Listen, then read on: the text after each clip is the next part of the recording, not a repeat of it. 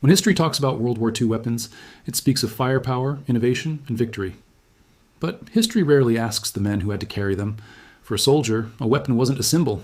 It was weight on the shoulders, heat in the hands, and a knot of fear in the mind. Think about it.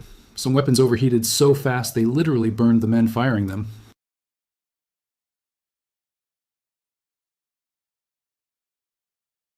Others were so dangerous that simply carrying them was a risk to your own life.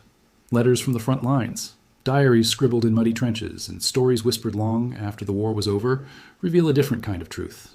In World War II, not every weapon was a blessing. Some were a curse. Now, this isn't a list of the worst weapons ever made. This is something different.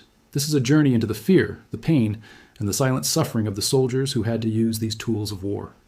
These are the weapons World War II soldiers truly hated using. Let's start with a weapon that soldiers never fully trusted, the M1 bazooka. On paper, the M1 bazooka looked like a miracle, a man-portable, shoulder-fired rocket launcher that could destroy a tank. For a foot soldier, facing down tons of steel and armor, that sounds like a lifesaver, right? But in reality, many soldiers absolutely feared using it. Early bazookas were notoriously unreliable. Imagine you're in a ditch, a German panzer is rumbling towards you, you shoulder the bazooka, take aim, and pull the trigger, and nothing happens. The rocket just fails to ignite. Or worse, it drops to the ground just a few feet in front of you, a live explosive just sitting there. And sometimes it would explode way too early, right after leaving the tube. But the most immediate danger was the backblast. When you fired a bazooka, a massive jet of fire and gas shot out from the rear of the tube. This backblast was deadly. It could severely burn your skin, set your clothes and equipment on fire. If a teammate was standing too close behind you, he could be killed instantly. Soldiers had to be incredibly careful about their positioning, making sure nothing and no one was in that danger zone. Firing from inside a building or a confined trench was a massive risk. And even if everything went perfectly, the moment you fired, you lit up like a Christmas tree.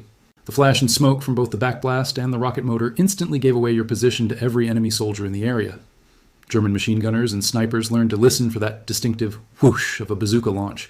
They knew exactly where to aim their return fire. Bazooka operators were prime targets and rarely survived long enough to get off a second shot. Many veterans said the same thing. If your first rocket failed to hit its mark, you weren't getting a second chance. The enemy would be on you before you could even think about reloading. You were carrying this heavy, awkward tube, struggling with its unreliable rockets, all while knowing that using it was basically painting a giant target on your back. The bazooka was an incredible concept, and later versions became much more reliable and effective.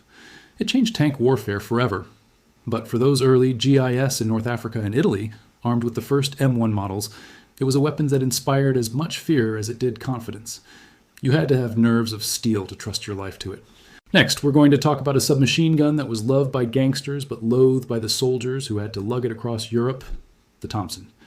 It was heavy, complicated, and had a kick like a mule. Stay tuned, because you won't believe what the troops called it behind their sergeant's back.